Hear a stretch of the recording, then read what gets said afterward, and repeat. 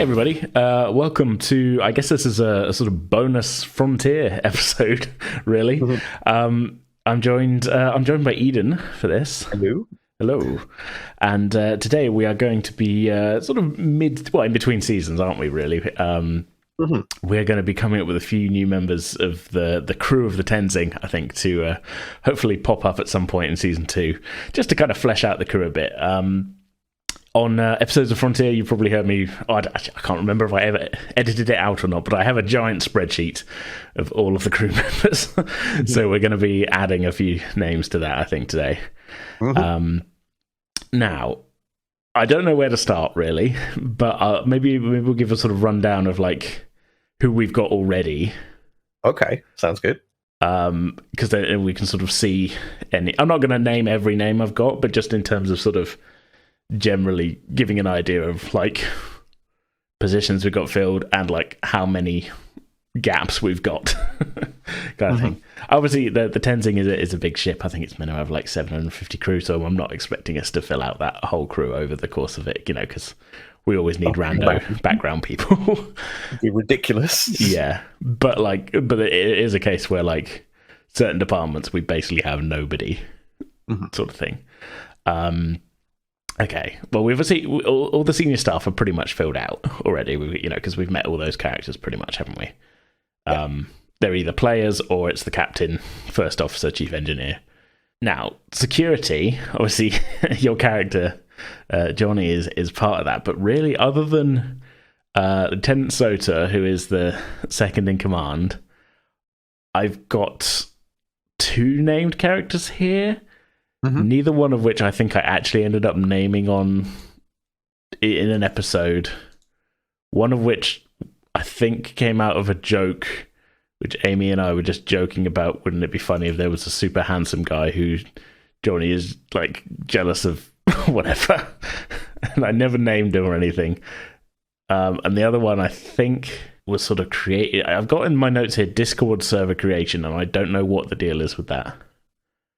But basically, security is you and Amy, and then I have 3 characters, 2 of which I have never named in an episode. So we're kind of good on that front for like you can pull somebody out of the hat as needed for now. Well, I was going to say actually that's probably we're not really good on that front because at any point it could be like if we need more than one security officer, like I am very quickly going to run out of names. Like, suppose. Yeah, I suppose. So yeah, we can add in some people there. Yeah. I've got it broken down. So that's security/tactical. So I guess we've got a little room to play with on that because at the moment they're pretty much still marked down as security, but there's a bit of a blurring of the lines there, really, I think, because and that's mainly down to the fact that like chief of security, chief tactical officer is a bit of kind of the same thing in certain ways. Yeah. But yeah. Yeah, it makes sense. Yeah. So anyway, con/ops, we've got, other than the first officer, I have got a couple of characters here, one of which, obviously, Mark played Kataran in our Ensign Games bit. We got Ensign Sauce, who's the pilot guy. Oh, yeah. Remember Sauce well? Yeah. I've got a character we haven't actually run into in-game, but was, I think he was Mark's like alternate, option when he was deciding who his main character was going to be. Lieutenant, I've got him written down as Lieutenant Malrek, who is a flight controller / pilot. Okay. Because I've got a bit of backstory here and everything. So I can't remember. This is how long we've been doing Frontier. I can't remember if Mark actually talked about him on the original sort of Session 0 episode we did or not. Yeah, I don't remember him bringing up a second character concept. No. He might have just brought it up to me in a private message or something. Well, anyway, so I've got him. I've got the bridge comms officer, who's definitely been referred to in game. Has had some dialogue. And then there's 2 random hangar ops people, one of which has Discord server creation, which I think in this case is because Klepto just threw a random name at me and was like, make Crewman Purdington, I think.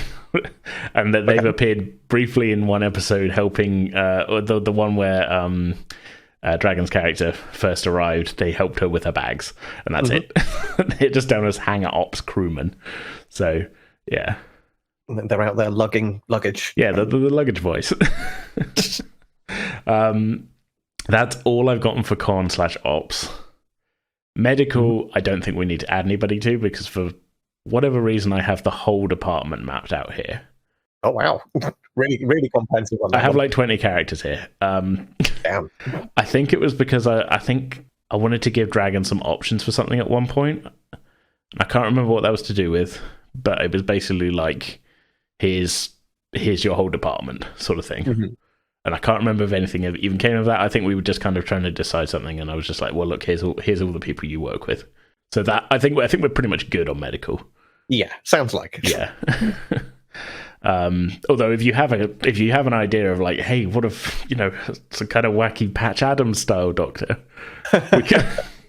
We've already got Robin Williams on the ship. We can't we do. do. Yeah, that voice comes and goes though, doesn't it? True. It's often like a little bit more Robin Williams in the original recording, and then when I'm editing, I had to go like, I need to pull that back a little bit. I'll just re-record this dialogue. Dial it down a little bit. Yeah. So sciences, I've got a few in sciences, but mainly just because we've kind of had a few sort of science-based things happen. Mm-hmm. Really. Obviously, Mark's character is the head of sciences, but then had Lieutenant Commander Fell, the other Trill. So she sort of played into the whole Trill storyline we had going. Got the guy who runs astrometrics. I got a couple of named archaeologists, anthropologists. I think would probably came from that. The way we were pulled in for a briefing on. I can't remember what they were called. In the religious planet people. Yeah. I've got a character here who I've put in. She's the wife of the chief engineer. I think she has appeared but didn't really have many lines. She went to the formal reception thing with him. I have a character here that Mark named, Lieutenant Yovanka. I think when you were kind of investigating that, what was it? The kind of Phoenix-like ship sort of thing. Then I've got a couple of other characters that I guess I was just bored. I think I was just bored one night and was making random characters. And then I've got, Ensign Anderson that Dragon played in the Ensign games there as well. Okay. But considering we're kind of a science exploration ship, I think there's a definite room there to add more people. Oh, totally. Yeah. I think that goes for any of these departments, as you say. Like with 750 people on the ship total, like there's so much space for anybody we like, really. There's pretty much room anywhere, to be honest. I mean, even with medical, we can always add more people, sort of thing. Engineering is kind of thin on the ground as well. I've obviously got the chief engineer who we've talked to. I've got an Andorian here with a prosthetic leg that I think Mark pitched in the original Session Zero episode, but we haven't actually seen in a proper episode. Just looking what I've got. I've got a couple down here that I have actually got an idea for later on, which I'm not going to bring up yet because that's, I think, going to come up in an episode. Okay. Then we've pretty much just got Bonge, Faria, who Amy played in the Ensign games, and the Transporter Chief, who I think made an appearance in the one where you guys were going down into the Storm planet. Yeah, I think that's right. And that's it for engineering.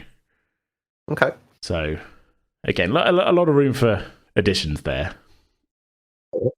One of them I have a note, because I've got a column here in my spreadsheet for accent notes, and one of them, I don't know when I wrote this character or whatever, but I've just written French, and we'll have to see how that goes. Because is that their name or their no? That's in the accent note, but like it's not a character we've run into, and I can't do a French accent, so I don't know why I've written that. For a challenge, I suppose. Possibly, just throwing myself a curveball into the future there to see what happens. That's often how it goes. I come back to these spreadsheets and there's just like a random note. There's one here that I've just got. What's the accent note? Easy going. Well, that's not really helpful, really. Like, unless I suppose that to me infers like a dude-ish kind of attitude, just like laid back surfer dude. Well, I'll let you guess which character that's with them, because if you can get that.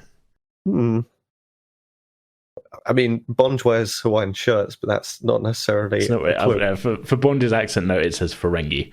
So, funnily enough, I'm not sure off the top of my head. It's the pilot guy's sauce I've got as easygoing, so that kind of comes across because he's sort of but yeah, it's not all. And like the assistant chief medical officer I've got as squadron leader, which doesn't make a lot of sense until I think about it. And it's like, oh yes, he did kind of talk like an RAF guy from like old war movies when he briefly appeared. But yeah, that's how it goes. So the only other final category I have is possibly the easiest one to just slot random concepts into, which is civilians. The one that we've run into the most is the guy who runs 10 Forward. Well, not runs, but he's the bartender guy.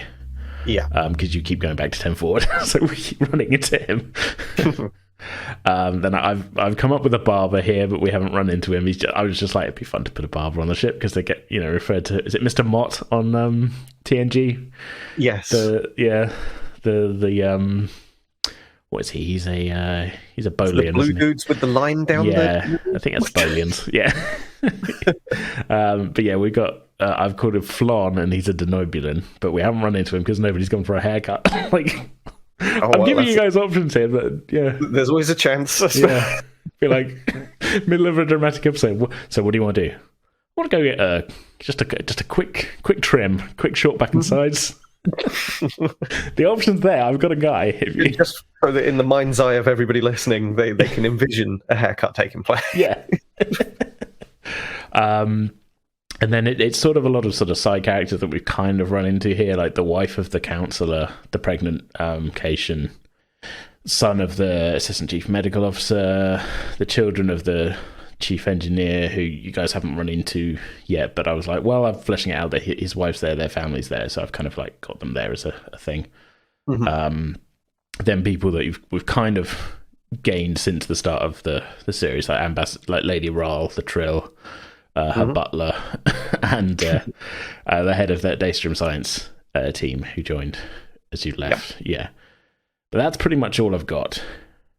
But there's a lot of. You say that's all I've got, but that's a lot of characters. It is quite a lot. I'm down to. There's gaps, so we got space to fill in. Let's do some more. So before we start recording, you kind of said you had an idea for a. Yes, yeah, I've got a general kind of concept. I'm not sure where they would necessarily go on the ship.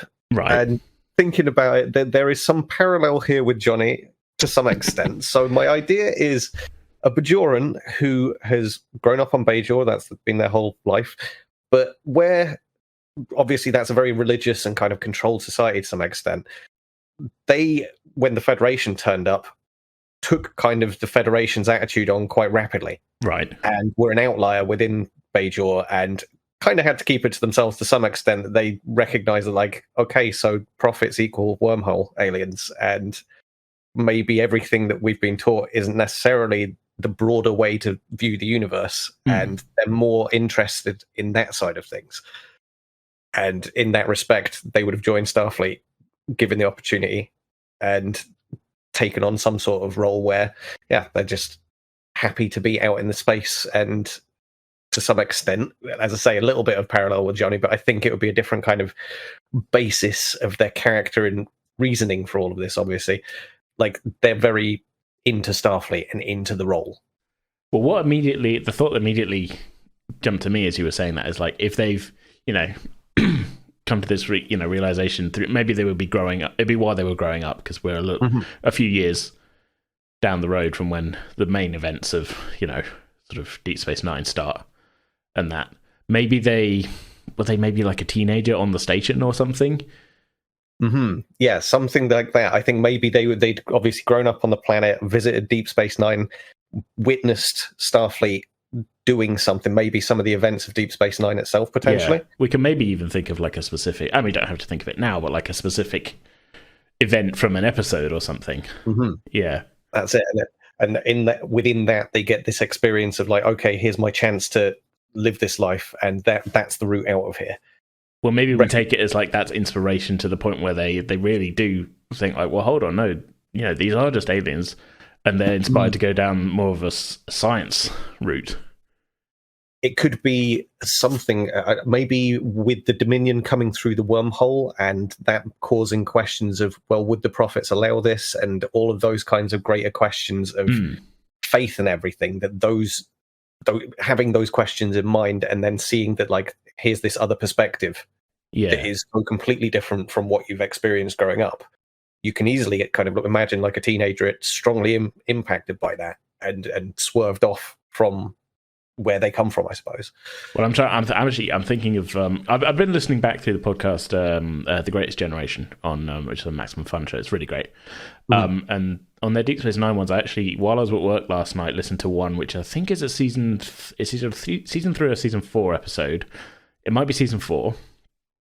The one with the two Cardassian scientist ladies, the one, you know, where it hits on O'Brien in the in the Jeffries tube. Oh yeah. But they had to do a thing through the wormhole, like they're trying to set up like a communications relay type thing. So maybe my thought there was like, maybe that's another, if your character concept is already having these thoughts about why would, you know, because Dominion has been, you know, they've done some stuff by this point already. If your character's already having thoughts of like, well, why would, you know, the prophets allow the Dominion to do this thing? Then on top of that, Cardassians working with Starfleet do a science thing through the wormhole, which ultimately pays off. That's maybe another thing of like, okay, well, yeah, maybe not everything is as we were taught in the temple, kind of thing. Maybe I want to look into this, you know. And they're sort of inspired along the sort of science thinking of like, well, they've, you know, this is nothing I was taught can, you know, and explains this. So I want to find out more, kind of thing. Yeah, I like it. I can't remember the exact, like I say, because I didn't rewatch the episode before I listened to this podcast, and the podcast does a lot of making fun of the episodes as well. So I can't remember the exact techno-babbly thing that they're doing with the wormhole, but the wormhole is definitely involved going through the wormhole, and then like a comet gets knocked off course. That cool dude who's in like Stargate and stuff, who always and he's in The Mummy as well. He plays like Holy Men and things quite a lot. You'll know him if you see him. He's in it as like a Bajoran Vedic who's like quoting a prophecy that this is going to be the doom of the, you know, of everything and things. It's, you know, it's a fun episode. I can sort of vaguely remember it. I just can't remember the technobabble. Well, maybe if he had, I can't remember the episode specifically, like in terms of the people around him, if there was some means of like having this character witness this guy of faith and knowledge, so to speak, professing this is going to be the biggest travesty and yada yada yada. And he's proved wrong. And he's proved wrong. That is the perfect synthesis moment of like, there it is, disproven in front of you. And it was Starfleet, and more than that, it was Cardassians as well. Yeah, were involved, and they didn't destroy the wormhole. They didn't destroy it. Didn't bring doom. Let me just bring up the episode summary here. Episode list, season 3. I think it's episode 15, Destiny. He comes into Cisco's office to tell him about the prophecy and that. So that's not really a public place. However, but he's on Deep Space Nine. He's on the station. Yeah. That leaves the door open to like, we could have it be that like this. It wasn't even necessarily a scene in the show. He just was professing out on the promenade. They're definitely, yeah. I'm just looking. There's a screenshot. I think I might rewatch this episode actually, because I remember it being quite a good one. But there's definitely a screenshot here in the Memory Alpha thing of Kira talking to this character on the promenade. So I think that leaves the door open to your guy overhearing something, hearing, you know, prophecies of doom or whatever, and then doom doesn't happen. You know, I mean. It definitely leaves it open to sort of the sort of word going around of like, hey, yeah, maybe this guy was talking a little shit or whatever, and yeah, and then maybe if he returned back from the station back to Bajor, I'm trying to think of what would be a interesting but not too cliched reaction from the parents necessarily if there's this immediate change in their child where they're clearly not interested anymore in general ongoings of like the religion and all that kind of stuff, and suddenly start fixating on Starfleet and what have you. Well, here's the other thing as well: is this episode is set in 2371. We're in 2378, so I'm trying to think of timelines. You need at least 4 years for Starfleet Academy. Okay. Do we maybe want him to be around about Johnny's age? So we'll call that 5 years between where we are. So within 2 years of this episode happening, he needs to be in the academy. Mm-hmm. Now, the issue I'm thinking here is that in terms of their characterizations and what have you, if Johnny was in school at the same time as this guy and they were in any of the same classes, they'd know each other. Yeah. So is it justifiable that even if they were in the school at the same time, they were doing different things? So maybe we need to put them on. Well, definitely, yeah, because you went down to the security route and. Yeah, so like if we put them on a completely different, something well away from security kind of thing. Well, I was kind of leaning towards the science thing anyway. Mm-hmm. Yep, that makes sense with all the scenario that we put forth. I mean, we could even like say that he's a year, he's a year, been there a year longer than Johnny, anyway. Mm-hmm. So he's maybe a year or so older than Johnny, but they because I think I can't remember which. It's in one of the source book things I've got that are too many to go scrolling through there now. I think I've read somewhere that science cadets are in the academy for longer than security and operations. Makes sense. Because they're essentially getting a doctorate as well. Same with the medical ones. So their training goes on for longer. So we can conceivably say that maybe this guy is, at the time of the episode that we're sort of, saying he was, in the background of, maybe he was like 17, 18 at that point and was already having doubts. He's kind of come of age or whatever. Struggling to fit in, perhaps. Yeah, had travelled to the station to see the wormhole and Starfleet and was sort of in the background of this. And then this was literally the turning point, and then almost straight after this episode he went and signed up and travelled to Earth. Yeah, I like that, because that's kind of like he's in a very determined mood immediately after the event, and just goes straight to the sign up, however that. Because we could then make the argument. Well, then I don't know the exact thing. I think it's like analogous to like 4 years of university, essentially, for like standard Starfleet Academy, and then I think medical is like 6. And science, I think, is 6. I've read this somewhere. I can't remember what book it's in, but we can make the argument then that he and Johnny did graduate around about the same time. Just Johnny came in a couple of years after him. Yeah. Maybe they know each other like from sight, but no conversation yet, because that way there's a convenient in route to like just having a meet cute of sorts. Yeah, I mean, because we could almost say like they didn't really know each other that well at the academy, but they graduated in the same graduating class, kind of thing. Even though he's been there a couple of years longer, it's just because of the sort of difference. And then if they were both then stumbling over my words there, if they were both then assigned to the Tenzing at the same time, maybe they've sort of exchanged a few words on the transport or something. But other than that, not. Yeah. Not a lot else. So he's also an ensign like you, but maybe he's a year or two older than you. That works. Or we could say 18 and 2371, so that would be, just to dot the I's, cross the T's on, because I'm filling in my spreadsheet here as well, and I've got an age column. So he's 25, Johnny's 20, what did we have Johnny as? 23? Got down here? No, 24. Uh-huh. And that still makes sense. Yeah, I think I'm just quietly filling in Johnny's friend group here, really. Yeah, no, that's good. I like that, because oftentimes it's just you and Bonge. I feel like I need to get a third wheel of sorts. I think you've stumbled upon part of my reason for doing the ensign games. Well, that certainly helps. Yeah. And it will help in particular with like allowing me to interact with more of the cast more often, I suppose. Yeah. Because I do often end up with Johnny doing his own thing, and like, as much as it's fun, I'm there to play with the others. Yeah.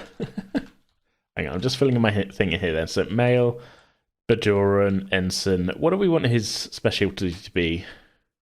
I guess particle physics or something. Well, wormhole physics or something related to wormholes. That would be a very fitting kind of thing. Spatial anomalies, maybe. Maybe when he was growing up, he had an interest in the sciences anyway. Yeah.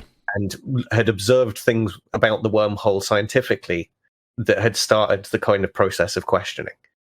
And that's like logically, it just leads on from there to this moment of synthesis of seeing the faith and everything kind of cast aside, and then joining Starfleet and going from there.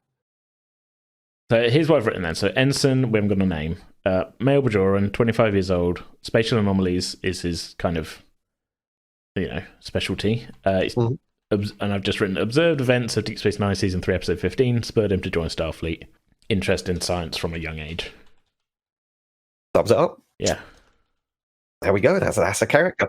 That's all we need. I mean, we've spoken before about how bad I am at coming up with names on the fly, so I don't think we need to do that now, unless you've got one in mind. With a lot of kind of Star Trek names, it's like there's a certain syllable sound you need to get. Yeah. Like I've got Fantasy Name Generator in front of me for like a level of inspiration here, but I don't feel like anything in front of me is actually any good. Yeah, I often find that with that. It's a good site, and I do rely on it a lot, but oftentimes I'm just like, that's maybe not kind of, it doesn't quite hit the exact spot I was looking for. But we can come, we don't need one now. We've got to just remember with Bajorans, like if he's, I'm not talking like Murphy, who's like half Bajoran and is sticking with the surname last thing from humans. We've got to remember the Bajoran thing of like surname first. Yes, as well. We'll leave it for now, I think. Name. Yeah, that's fair. But yeah, I like that as a concept of we've got a, because I haven't really got a spatial anomalies person. I've by and large got a particle physics person, but that's really just because I needed something to put down for Anderson, who Dragon played in the Ensign Games thing. I've got material sciences, biosciences. So I think again, these are characters I don't remember what these names were. I think I was just at a certain point I was like, I need a few more names in sciences, and we just haven't run into them. On the name front, we could just throw it out to the listeners and be like, well, if anybody's got any ideas for these characters, that's perfect. Yeah. If you've got a name, send us I don't know, any way there is to get in contact with us. While Twitter's still standing, you can send us a tweet or a message. Obviously, we're on Facebook, Instagram, everywhere. But the best place to do that is to join our Discord server and leave it on there. Yeah. Yeah. There's a permanent link to that at pretendingwithdice.com. Okay, that's great. I think that's a good start. That's okay. I'm trying to think of just kind of general, kind of broad concept at the moment, because I like yours. You came into this with a very sort of a Bajoran guy who's you're quite a well realized concept straight away. Yeah, as I said, like watching Deep Space Nine again recently, like it just sort of dawned on me that it's like, they never did a Bajoran that had that kind of angle, and it feels like that was really open. Like it's kind of an obvious character archetype that would fit within the entire scenario. Yeah, I mean, it was a kind of thing. Like even the Bajorans who worked on the station. I mean, Kira, it was a main thing in her kind of backstory and character that she was very religious anyway. But like even the other ones that are sort of shown, a lot of times if there's anything to do with like the prophets or whatever, they're shown pretty much still going along with all that. Despite the sort of quite well, I mean, it's the central thing of the show, isn't it? That like factually knowing that the wormhole aliens are aliens, and having to reckon with that alongside still holding the religious sort of concepts of that. Yeah, interesting. Yeah, and I don't think this character would necessarily be like rebellious in your face, like telling people they're wrong and that kind of stuff. It's more like sort of like an edgy teenage atheist. No, not like that. I think more just like matter of fact. If anybody was talking about it to them like conversationally and it came up, he might just drop some scientific information that is like, well, this is a perspective you might want to consider. Well, here's the thing, though. I mean, there is a potential for some sort of not conflict, but like, because I think Amy's made reference to Murphy as referenced the prophets and that, and praying to the prophets and things. So I'm not saying there's going to be a clash or whatever, but the potential is there that like maybe there's an misunderstanding. Maybe she, if she makes the assumption like, oh, he's Bajoran, he'd be, still worshipping the prophets, and this guy can be like, no, those are just they're just weird time aliens. Yep, exactly. Yeah. I did think about that as well as like, oh, that's a perfect little dynamic, Like- just to rankle Amy's character a little bit. you got to get your own back somewhere for. Johnny can't do it. Well, okay. So, here's an idea then. Here's maybe the angle we take with today's episode. Let's build Johnny's friend group. Okay. And not necessarily like close friend group, but like people on Johnny's level, as you know, as you're here, kind of thing. So this could be sort of, you know, okay then. Well, let's get some more fleshing it out a bit. Then. Yeah, let's get Johnny's team figured out, because there's been all this talk of like he's going to get people under him potentially. Yes, and I've got an idea for that, which I will. I don't know, it's not really a secret. I've got an idea that maybe I didn't mention it at the time because I hadn't thought of it at that point. But maybe as part of like the stocking up for the expedition section on the station, Deep Space 3 that you guys sort of just left, maybe as part of that, alongside this the Daystrom science team, you took on a few cadets who are on placement, basically. Because we know that's the thing that happens in Starfleet. Obviously, Discovery Cadet Tilly at the beginning of it. I know you're not a big Discovery fan, but we've had, I know the character. Yeah, but there's in any of the other shows, there's like cadets on board. Totally. Yeah. So again, it's probably spelled out somewhere, but in my head, I was thinking like maybe the year before your final year at the academy, you go on placement. These are like third year cadets or something. Makes sense. Yeah. You get a bit of real world experience, and then you go back to the classroom for the final sort of year kind of thing. Which opens up, conversation options as well of like, where did you all get your placement? And then that's obviously we've got the idea, things to play with there of like, well, the best cadets are going to be getting the best placement probably, and things, aren't they?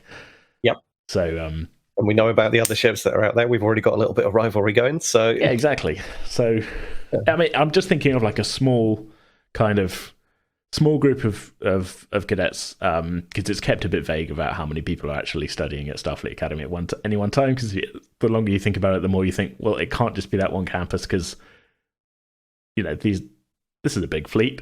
Exactly. Like they're out in space. There's got to be other places. Yeah, exactly. There's like an Andorian annex or something. That's it. Somewhere on Vulcan. That surely. Yeah, exactly. But anyway, so at any one time, every ship has got probably a small group of cadets who are there on placement or whatever. And there's obviously certain ships are going to be more like kind of sought after placements. Like anybody's giving their right ear to stay on to get placed onto the Enterprise or something. Oh, 100%. And maybe there's, some ones that are like, oh man, you got assigned to the USS Hood, or whatever it is. Yeah, good luck. Yeah. So anyway, I don't want to come up with those characters today, because I feel like this is just me saying like who I'm going to maybe have you run into or get assigned to you as like, this is cadet so-and-so, you'll be showing them the ropes. Try not to haze them, because they're just a cadet. You remember being a cadet. Kind of thing. I'll look forward to having some underlings. We'll see how that goes. Yeah. I have a very specific idea that I want to do with the cadets concept as well, but that's we'll have to wait till we actually get back into recording it again to do that. We'll consider that my teaser. Okay, but we can come up with more crewmen that are like Johnny's underlings, I guess. Cool. You're an ensign, but there's crewman is like the enlisted people who are below you. Okay. Or we can do other ensigns. That's plenty of.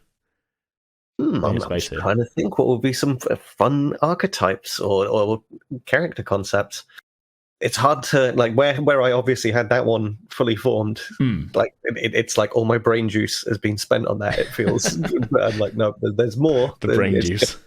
I don't want to make it feel like it's like just throwing concepts together arbitrarily, though. No, definitely. Well, I can go through here. Okay, I kind of give a bit of an overview earlier on of like who I've got, but we've got a few ensigns already that sort of work. So in your crew as it is, we've got you and Bonge, tight roommates, all that. We've got Faria, the engineer, who obviously played by Amy.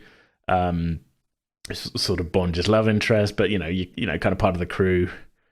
We've got Kataran, the con officer, Cation. We've got Ensign Haru, that was it, junior doctor. Ensign Anderson. And that was kind of the crew from the Ensign games, who I think is Johnny's kind of... You guys are kind of thrown together, not against your will, but kind of picked by your bosses. But I feel like you've been through like a kind of, I don't know, like a bonding experience in that, you know?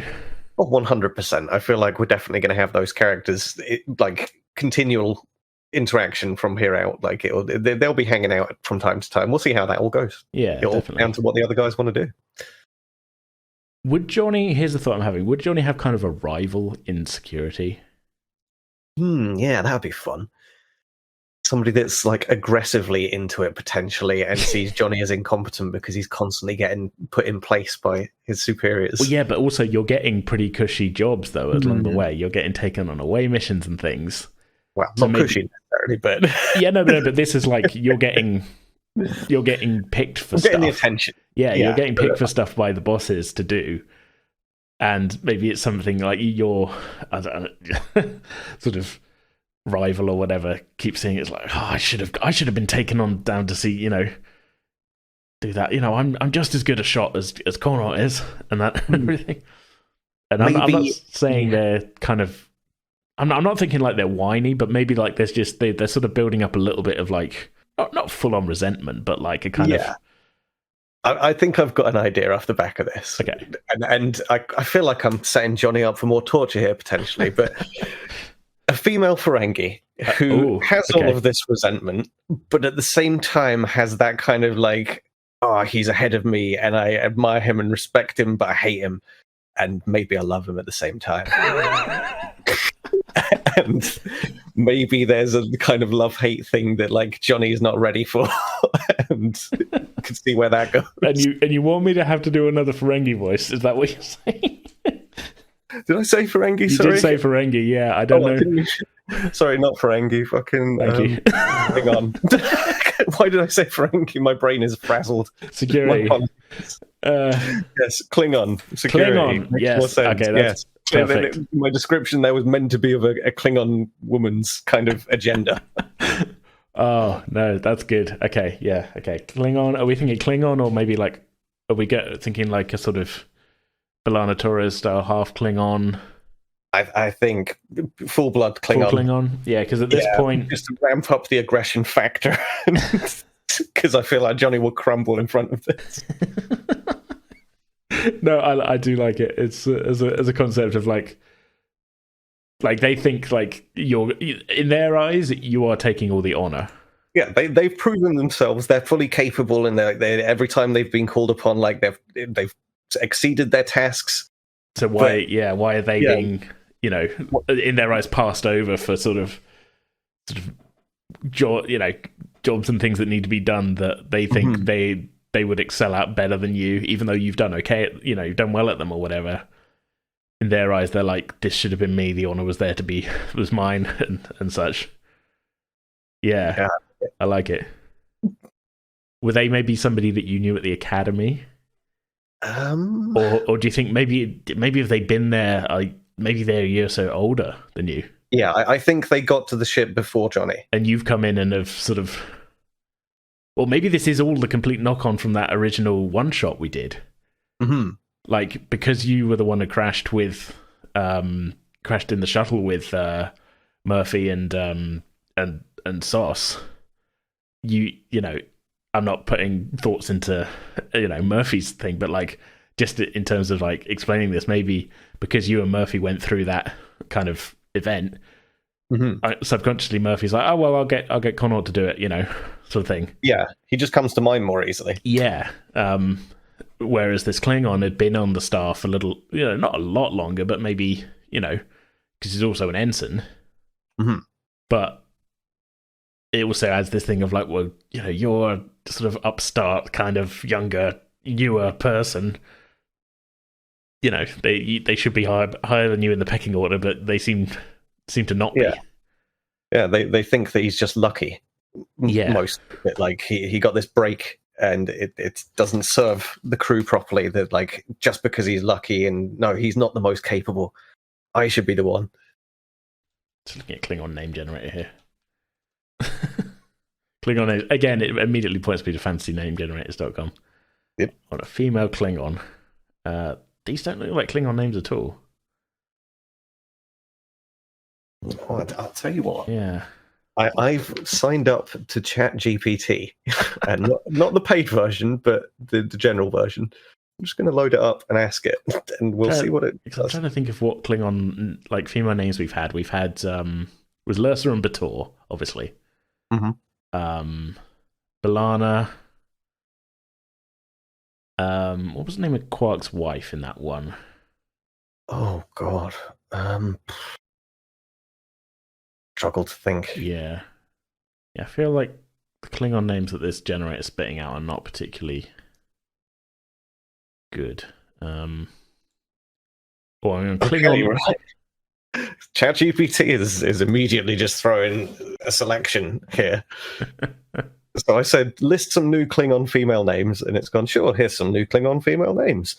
Releka, Kaelria, Magala, Kuurista, Bereka, Takobra, Vrala, Nagora, Dagara, Sakara. Well, these are all better than the ones that Fantasy Name Generator was kicking out. That's it. I'm just sort of like, okay, well, there we go. ChatGPT. I watched an episode of South Park about it recently that was quite amusing and made out that it was actually quite an interesting tool. And yeah, there we go. So any one of those jump out to you as a... I like Breka. Breka. Okay, how are we spelling that? Briar. B apostrophe. Apostrophe. You've got to get a. Yeah, but Reka. B apostrophe Reka. Ka. I'd gone double C. Yeah, Ka works. Baraka. It sounds like Baraka from. Is that Mortal Kombat? Or is that yeah, that's Street Mortal Fighter? Kombat. Yeah.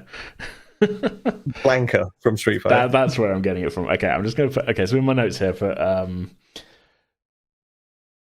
been on ship longer than Johnny, frustrated that he seems to be seen as more important, I guess. Yeah. Mm-hmm. I'll remember what we talked about.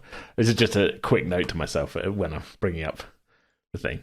So, okay, so we got Ensign Bareka, Klingon female, 26 I've put because, Johnny's there as 24. Been on ship longer than Johnny, frustrated that he seems to be seen as more important. I think that sums it up. Potential sexual chemistry. Oh, no, that means me and you are going to have to... Oh, it's terrible. Well, we'll cross that bridge when we come to it, I guess. I've already had my round of that with Jason. Oh, yeah. So, yeah, but it's been a few years. Yep. That is funny, though. Oh, I like that, no, because I feel like security... It's a big department, but it's definitely something I've felt as I've been editing the show, as we've gone along, and that is that it feels like where we haven't really got a lot of named characters in it, it has often felt like security is you and Murphy and Sota holding the whole ship down, kind of thing. Yeah, and that's a bit much. Yeah. We've had a couple of unnamed crewmen and stuff pop up. People guarding doors and what have you. Yeah, but really, in terms of characters, it's kind of felt like it's like a 2.5 kind of person thing, two main characters, then occasionally we refer to Lieutenant Sota, and that's it. So be good to get a few more in there, because then there's a possibility of with any of these, there's a possibility of more kind of cold open scenes, so we can be like, okay, so Johnny, you and Bareka are doing this is how we're starting this episode, or whatever. I meant like a training session or whatever. I'm not I don't want to start off an episode with the potential sexual chemistry thing. I'm already coming up with little things like Bareka the Wrecker. You can just tease her with that. Oh, I feel like that wouldn't go down well, and it's good. I like it. Okay, so here's an angle then I think we can go with, or maybe come up with, or do you want to come up with another security person, or do you want to kind of branch off? Here's what I was thinking: we could kind of branch off of the ones we've already got. So we've got, well, actually, the way originally got to for Rhea, was I thought it would be funny to have Bond be, Bond just has like a love interest in engineering. So that's how we got to that. And then it was only like backfilling when I got to the Ensign Games thing. I was like, oh, we'll use that character sort of thing. Perfect. So almost take one of the ensigns we've already got and go like, okay, so who do they know, sort of thing. Which maybe isn't a way to go to get another security one at this point. Yeah, I think we might have actually, by mistake, in my stumbled onto a potentially interesting character concept of go for it. A female Ferengi, where you've got, obviously, in Deep Space Nine, the changing of Ferengi society and the rapid evolution and adoption of rights for women. So that immediately means that they have the potential to join Starfleet the same as Nog did. So why not? And that's an entire thing of, well, you can immediately throw an interaction with Nog. Sorry, not Nog, fucking Bonge. and yeah, what do you think? I like it as concept. The only thought I have is more of a kind of timeline thing, I guess. Because that sort of stuff... getting through Starfleet. Maybe they're civilian. Yeah, it's a possibility. Maybe they... Yeah, maybe they're just a passenger. The other thing as well, and this is more just my own kind of housekeeping sort of thing, is that I think I had the captain make a comment at one point of somebody mentions Ensign Bond. I think it was Murphy to the captain, and he goes, "Bond, oh yeah, that Ferengi." And not in a disparaging way, but as in like that. I think the implication was like, "Oh yeah, we've got a Ferengi crewman now." I mean, so maybe he's the only one on the ship. Which was, that was sort of my implication at the time, I think.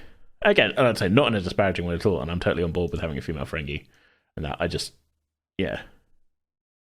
thought it's one of those where it's sort of like there's a lot of open doors with the way that the Ferengi society... totally. Base 9, so like, you just got a lot of potential to play with there. Yeah. Well, here's the way to go then. Maybe I feel like the expedition wasn't like closed off to... anybody who wanted to come along, really. So maybe they joined at Deep Space 3 as a passenger. They could be a prospector. Oh, possibly. Yeah, that works. Or just there as just to kind of be looking to see what could be exploited in the cluster.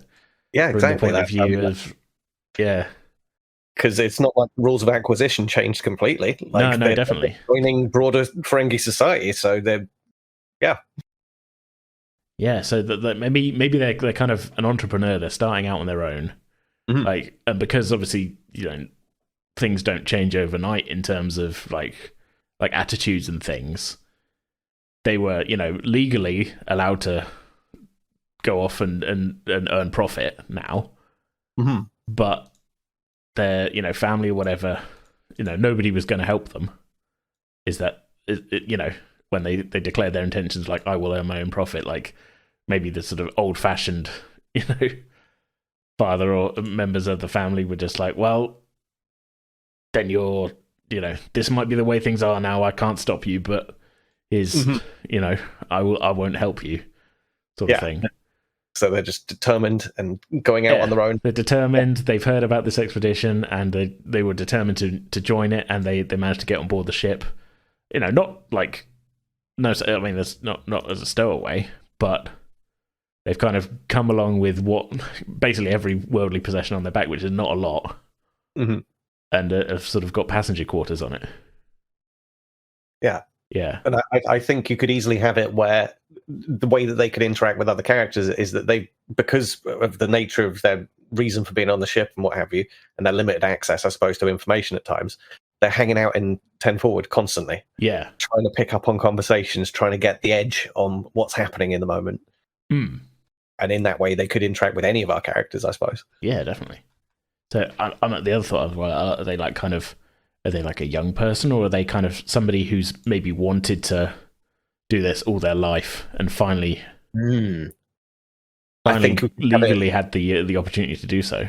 Have it be maybe a little bit of a parallel to Quark's mum, where like this is a woman that's liberated and is maybe she's had a life, maybe she's been a mother and lived within Ferengi society and is now she's dropped all of that. Yeah. Like, her kids are grown, they're out doing their own thing, her relationship was over or whatever, and she's like, nope, I'm going to earn profit for myself. Well, maybe she was like, under how the society was before the sort of reforms come through towards the end of Deep Space Nine. Mm-hmm. She was then essentially trapped at home with her husband, who she's never particularly liked.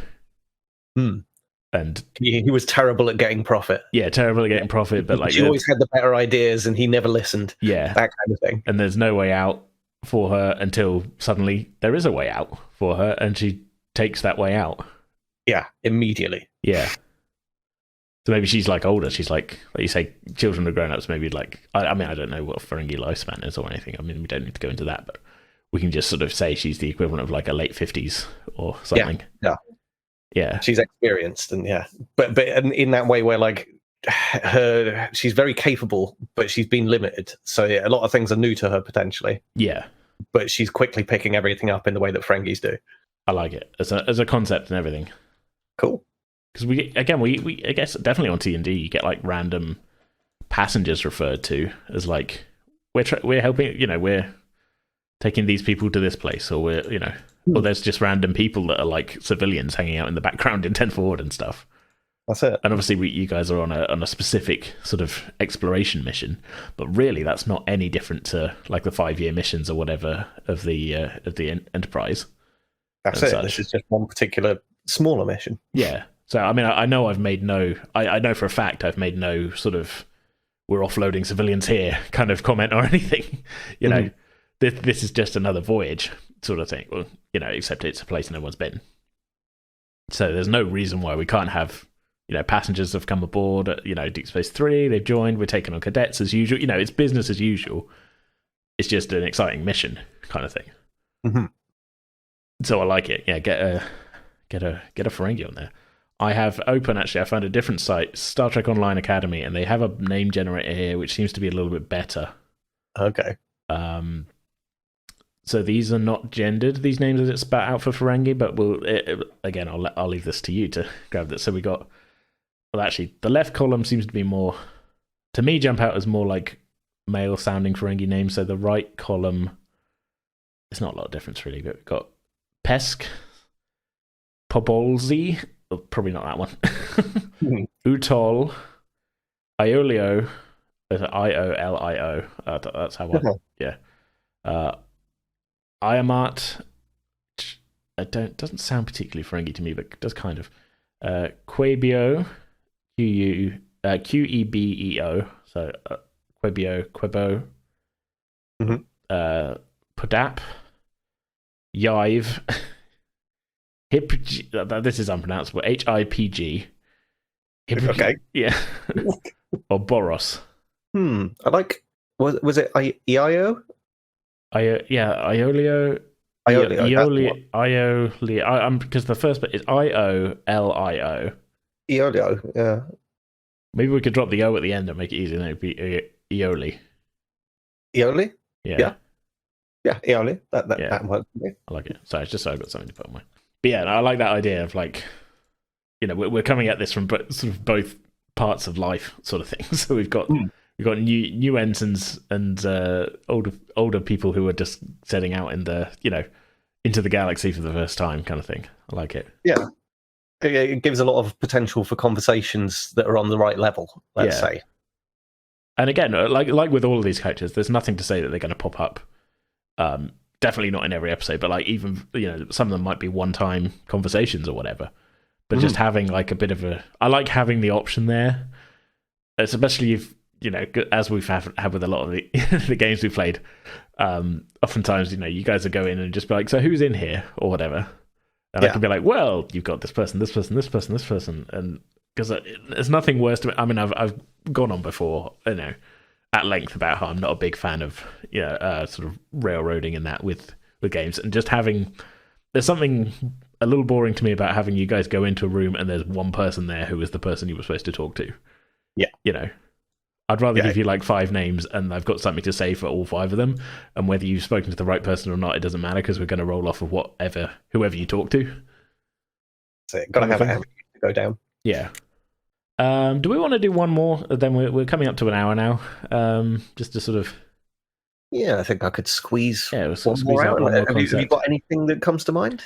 I'm just thinking of where we could sort of just to add an extra person that would be kind of to go back to the whole kind of like people that are Johnny's peers thing. I don't want to add another engineer because it feels like, well, we've got a couple of them in Johnny's crew. Mm-hmm. Not that it needs to be a completely even split and such, but I feel like as a security person, Johnny would sort of have somebody who's kind of into some of the same stuff he's into.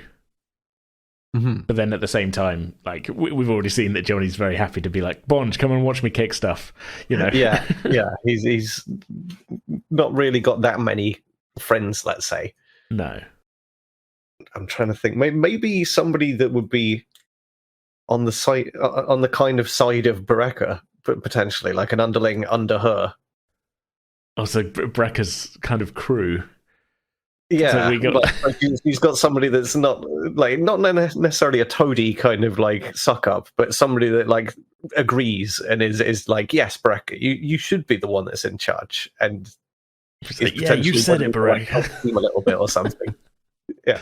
So like, I got this mental image of you guys like it's like not like a playground, but like you guys are like all sitting together at lunch kind of thing, and then there's your table, and then there's Bereka's table over the other side, and you just kind of mean mugging each other across the bar. Yeah, Bereka aggressively stabbing her food with a fork, slamming it into the table. I had in mind like a full on like Klingon dagger, like she's cutting up her food. But no, I was eating a knife and forks, but like, that was just the image that immediately came to mind. That was all. That's one of those affectations that a Klingon would definitely have. Is like, no, she sticks to the knife. She doesn't bother with a fork at all. Like that's primitive. You're using two things when you could use one. Do you think she has one of those like sashes like Worf has, or is that? Yeah, why not? Yeah, something that represents her house. Yeah. So maybe another ensign, a security ensign, then that's like, yeah, it definitely doesn't see Johnny as like as beneath them, but as like more kind of like found themselves on shift with Bereka a couple of times, and like they get on, and yeah.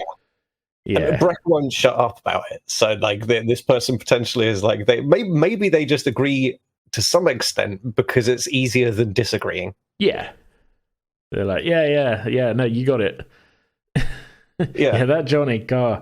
Oh, yeah, that's a bit more nuanced. Whereas like Bereka picks up on this a little bit, but can't help herself but keep on going on and on about this. Like she's just obsessed a little bit. Yeah, perhaps. She's the one who she knows it's maybe a little bit. It's not very Federation, but she can't help herself get a little bit enraged by Johnny. Mm-hmm. Yeah. So what are we thinking here then? I'm thinking. I'm kind of trying to picture the scene, Mm-hmm. And the way I'm getting to it is like by thinking of like 10 forward, and you've got Johnny and Bond and Faria and that all sat at one table laughing a lot, and then the camera pans across. Who's sat at Bereka's table? Mm-hmm. I think of the various different species and what have you. Yeah, I mean, I'm trying not to immediately jump to human because it's kind of not that it's easy, but it's sort of a little bit easy, isn't it? Yeah, I mean, a majority. I mean, I suppose it would be money in the past, but like thinking back on Deep Space Nine and Next Generation, a majority of the crewmen were just humans wandering about. What if it's like a Tellarite? Because they get a little bit like argumentative and that. Yeah, and so maybe they're like they like don't personally have a problem with Johnny. They just like they like the aggro vibe that Bereka's putting out. Yes. Yeah, it feels like home. They're just but they're here for like. They're here for the thrill of like being adjacent to like a good argument, like maybe they're a shit stirrer. Maybe they like to just wind up the situation a little bit. Like the whole is like that sometimes, but other times it's like, oh, but yeah, what about when Johnny does that? What about then? Yeah, like they're actually like I was gonna say they're not getting anything out of it by like getting they haven't really got any bones to pick with Johnny, but really they are actually getting out of it the nostalgic vibe of like, oh, I remember when I was at home and people argued like this. This is great. Let's get more of this going on. This is just like Federation Day. It's just like Frontier Day back home. Yeah, I like it. Yeah, we're thinking. I don't know. Okay, so yeah, Tellarite, male, female. I mean, Female, I think it would be fun to have a slightly bitchy little element. like a kind of Maybe Murphy will have to contend with this to some extent, like a little bitchy crew. Bareka's Mean Girls crew. Like, you can't sit with us, Johnny. Just arbitrarily poking at him now and again, and like he doesn't get it. Like Johnny being Johnny, he's just he's trying to get on with people, yeah, but he doesn't understand. He's just trying to do his best. He doesn't know what he's done wrong because he's just like, well, no, we're all here, we're all trying, aren't we? Yeah. I mean, you've come up with some stuff to that kind of, we know, you got a bit of a competition thing going on with Sullivan and that, but that's kind of like a long-standing thing, and maybe he hasn't quite picked up that he's accidentally gotten into a competitive thing with Bareka, and so he doesn't understand why he's getting the cold shoulder from, Bareka's crew or whatever. Let's find a Tellarite name then. So I don't think we need to go into further detail other than just like they're there for the aggro vibe that they find comforting. Yeah, they're there to stoke the fire. Yeah. Okay. So here's some Tellarite names that it spat out of me. In fact, any of these could really work, so I'll just reel off a few. We got that's just a Futurama character, Lurr, Lurrr. Yep, straight up from the planet Omicron Persei 8. Got Zarsh, Zahshsh, but quite like that. Yeah, Leelg, Gusag, Guusag,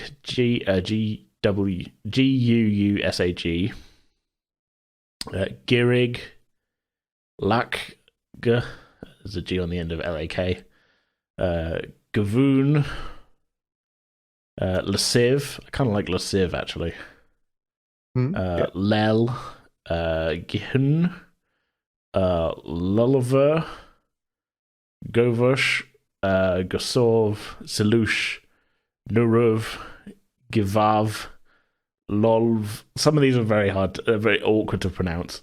I kind of like Lasiv actually. Yeah. Lesiv. Yeah. Lasiv. Yeah. Sounds good.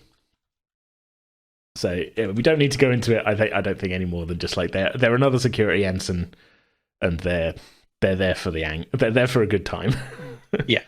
And their easiest way to have a good, they're there for the vibe, and the easiest way to get to the vibe that they find comforting is to hang around with Bareka and like not egg her on, but also be like, yeah, I can't believe he did that again. I can't believe he got picked for that.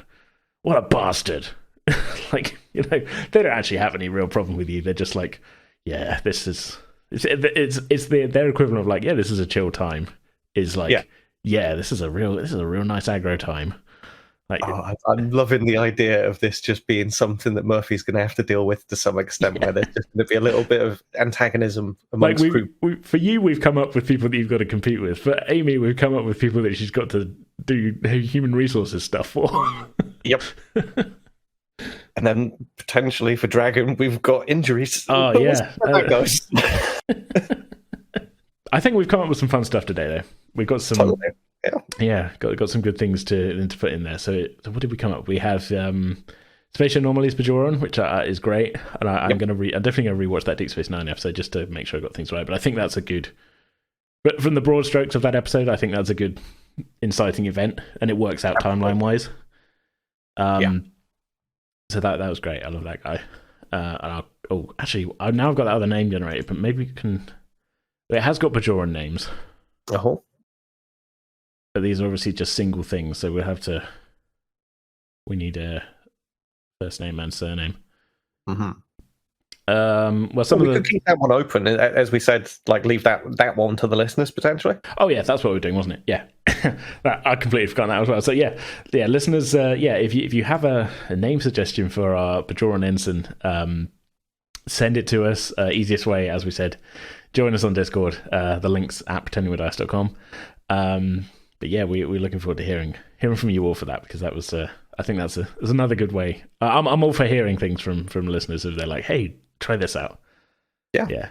and I think we can pick the best one. So we've got them. We've got our freelance entrepreneur, Ferengi, Prospector. I like her as a concept. So again, we haven't really seen... what I'm up for with Frontier is putting stuff in that makes sense in Star Trek, given everything that's happened, but we haven't actually seen on screen. That's it. That's the logic that I've kind of applied here of like, what were the ending points that we saw, and where can that spin out from? And there's so much potential. There's so much more we can do. Yeah. I mean, with how many episodes of the TV series there are, any one of those has the potential of like, okay, here's an exciting incident, here's an exciting incident, here's an exciting incident every week. And we don't often see... We sometimes see the big picture things out of it. That's the storylines of the show, the big arcs and whatever. But then everything is going to have like a guy who saw that and go and questioned something and goes, oh, well, maybe I'll do this now. Or somebody, a big change happens and we see like, it happens and Picard smiles to himself and then the credits roll. And it's like, okay, but yeah, how was other people's lives sort of affected by this? Exactly. There's so much more going on than just the very specific view that we get. Yeah, and I've tried to kind of put some of that into, the episodes that we've done so far, and I hope it's been fun for people to listen to. Fingers crossed. But yeah, anyway, I think that's a neat place to kind of call this bonus to a close. Maybe we'll do another one of these. This is always fun. I mean, I've got a whole... I can keep scrolling on Excel. This spreadsheet doesn't end. We can keep adding people. I'd be interested to hear the rest of the crew's input, so to speak. Yeah. Like, if everybody else got a turn at doing this, so to speak. That'd be good. Yeah. That'd be maybe that's the format we'll go with here, because we're kind of in... This is in place of the first part of a Stargate one-shot, which is coming next time. I just needed a bit more space, a bit more time to do the behind-the-scenes production stuff on that. So that's what you guys have got to look forward to next time. But maybe any time that we need I need another week or whatever, we'll do another one of these during this sort of pilot season thing. That'd be good. Yeah, to see Sounds good. Amy or Dragon or Mark free to do them. That'd be good. But yeah, anyway, I think we'll end that there. And so yeah, like I said, we'll be back in 2 weeks' time on when's this going out? This is going out on the 20th. So we'll be back in 2 weeks' time. That'll be on Thursday the 4th of May with the first part of our Stargate one shot. Haven't got any spoilers to give you for that at this point, because as Eden and I are recording this, we have yet to record it.